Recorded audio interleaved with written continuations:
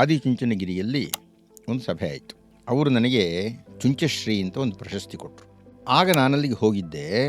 ನಮಗೂ ಅವ್ರಿಗೂ ಪೂರ್ವ ವಿಶ್ವಾಸ ಇತ್ತು.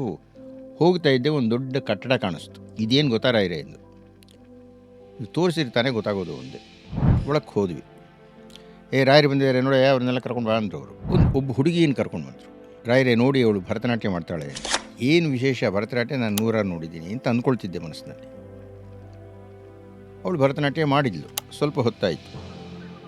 ಸಾಮಾನ್ಯವಾಗಿ ಭರತನಾಟ್ಯ ಮಾಡೋರು ಒಂದು ತಟ್ಟೆಯಲ್ಲಿ ಆ ಕಡೆ ಈ ಕಡೆ ಪಾದ ಇಟ್ಕೊಂಡು, ಕೈಯನ್ನು ಹೀಗೆ ಇಟ್ಕೊಂಡು, ತಲೆ ಮೇಲೆ ಮೇಣದ ಬತ್ತಿ ಹಚ್ಕೊಂಡು ಎಲ್ಲ ನರ್ತನ ಮಾಡ್ತಾರೆ.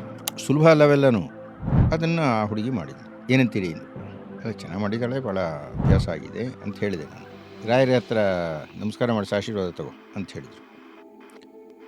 ಅಲ್ಲಿಯ ತನಕ ನನಗೆ ಅದು ಗೊತ್ತಾಗಲಿಲ್ಲ.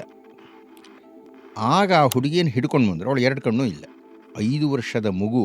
ಈಗ ಇವಳು ಹುಡುಗಿ ಇಲ್ಲ, ಮಗು ಇನ್ನು 5 ವರ್ಷದ ಮಗು, 2 ಕಣ್ಣಿಲ್ಲದ ಮಗು ಅದ್ಭುತವಾಗಿ ಭರತನಾಟ್ಯವನ್ನು ತಟ್ಟೆಯ ಮೇಲೆ ಕಾಲಿಟ್ಟುಕೊಂಡು ಈ ದೀಪಗಳು ಅಲ್ಲಾಡದಂತೆ ನರ್ತನ ಮಾಡಿದ್ಲು. ಅಂದರೆ ಎಷ್ಟು ವರ್ಷಗಳ ಅಭ್ಯಾಸ ಬೇಕು. ಅದೇನು ಹೇಳುತ್ತೆ ಅಂದರೆ, ಎಲ್ಲೋ ಹಿಂದಿನ ಜನ್ಮಗಳ ವಿಶೇಷವಾದ ಶಕ್ತಿಯೊಂದು ಮುಂದುವರೆದಿದೆ ಈ ದೇಹದಲ್ಲಿ. ಫುಲ್ ವಿಡಿಯೋನ ನೋಡಿ ಆನ್ ರ್ಯಾಪಿಡ್ ರಾಶ್ಮೀಸ್ ಯೂಟ್ಯೂಬ್ ಚಾನಲ್.